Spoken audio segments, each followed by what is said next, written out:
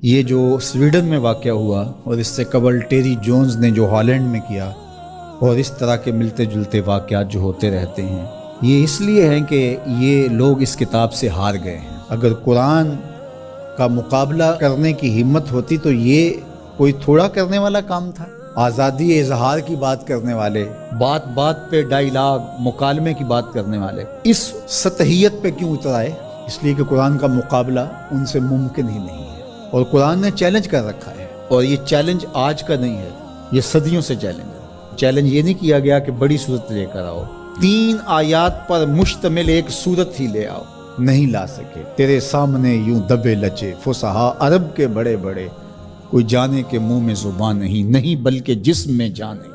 جب قرآن کا چیلنج قرآن میں موجود ہے اور وہ اس محدود زمانے کے لیے نہیں تھا، قیامت تک ہے کہ صرف 3 آیتیں لے آؤ اس قرآن کے مقابلے میں اور سب جمع ہو جاؤ، وقت بھی جتنا مانگتے ہو، قیامت تک تمہارے پاس وقت ہے۔ تو اگر یہ کام نہیں کر پا رہے اور کتاب رحمت قرآن مجید کے نسخے کو توہین کا نشانہ بناتے ہیں، تو اس کا مطلب سیدھا سیدھا یہ ہے کہ یہ شکست خوردہ لوگ ہیں۔ یہ جو مکالمے کی اور ڈائیلاگ کی بات کرتے ہیں، یہ صرف زبان سے اور منہ سے کرتے ہیں۔ آزادی اظہار کی بات کرتے ہیں تو 1450 سال قبل کی کتاب کو برداشت نہیں کر رہے، تو آزادی اظہار کس کا نام ہے پھر تمہارا؟ تو یہ شکست خوردہ لوگ ہیں، قرآن سے شکست کھا گئے، اور انہوں نے ان اپنی حرکتوں سے بتایا ہے کہ ہم قرآن کا مقابلہ نہیں کر سکتے۔ جب دلیلیں ختم ہو تو گالیاں دی جاتی ہیں، جب بات کرنا نہ آئے تو گریبان کو کوئی پکڑتا ہے۔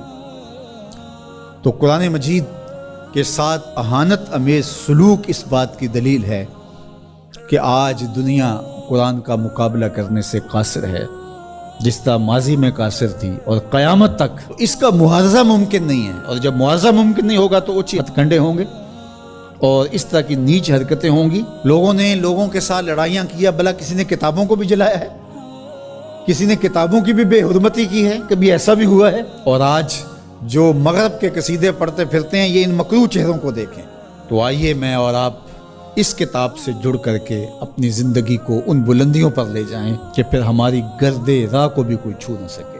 لیکن افسوس یہ کہ یہ چیزیں ہمیں بیدار کرنے کی بجائے، یہ چیزیں ہمیں کھڑا کرنے کی بجائے، کتاب کے ساتھ جوڑنے کی بجائے، الٹا جو ہے وہ ہمارا غیظ و غضب اپنے اوپر ہی برستا ہے، اور پھر ہم جو ہے وہ دوبارہ وہیں بیٹھ جاتے ہیں جہاں ہم تھے، اور 1 انچ بھی آگے بڑھنے کے ہم کوشش نہیں کرتے۔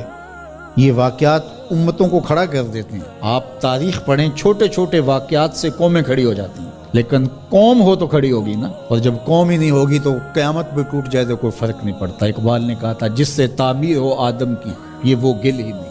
اس مٹی سے پھر کچھ بھی نہیں بنے گا، یہ مٹی کی مٹی رہے گی، تودا رہے گا ریت کا، کچھ بھی نہیں بنے گا۔ قیامتیں گزر جائیں تو کچھ نہیں ہوتا۔ تو یہ چیزیں امت کو کھڑی کر دیں، اور کتاب رحمت کے ساتھ ہم جو ہے وہ جڑ جائیں، اور اس طرح جڑیں کہ ہمارا اوڑھنا بچھونا اس کتاب کی تعلیمات کے نتیجے میں ہو، اور پھر دیکھنا کہ دنیا تسخیر کرنے کا راستہ یہیں سے نکلے گا۔ اللہ جل شانہ ہمیں ہمت عطا فرمائے۔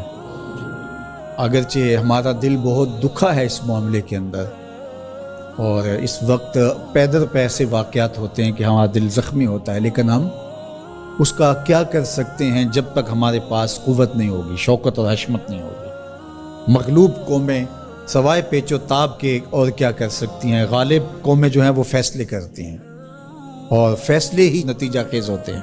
تو جب تک ہم قوم نہیں بنیں گے، امت نہیں بنیں گے، اس وقت جو ہے وہ ہم اسی صورتحال میں رہیں گے، اور ہمارا وجود جس طرح زخمی ہے، تشتت کی وجہ سے جسم زخمی ہے امت کا، کہ ہم 72-73 گروہوں میں بٹے ہوئے ہیں، اور دشمن اس پہ بہت خوش ہے، اس لیے کہ اس سے اس کو فائدہ پہنچ رہا ہے، اور ہم آپس میں الجھ کر کے اپنی طاقت کو ایک دوسرے کے اوپر ضائع کر رہے ہیں۔ دوسری جانب ہم جغرافیائی تقسیمات پر یقین اس قدر پختہ رکھ لیا ہے، جو ایک مغرب کی سازش تھی۔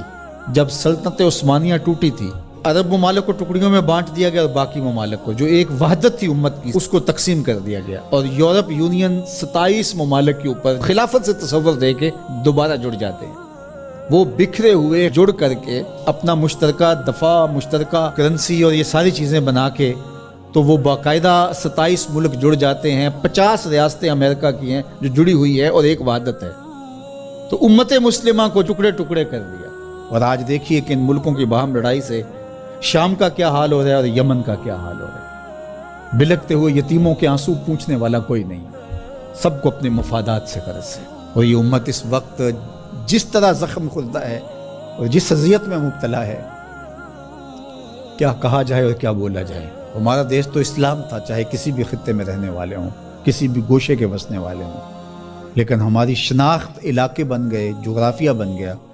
جبکہ ہماری شناخت علاقے اور جغرافیہ نہیں تھا، ہماری شناخت دین تھا. ہم سب سے پہلے مسلمان تھے.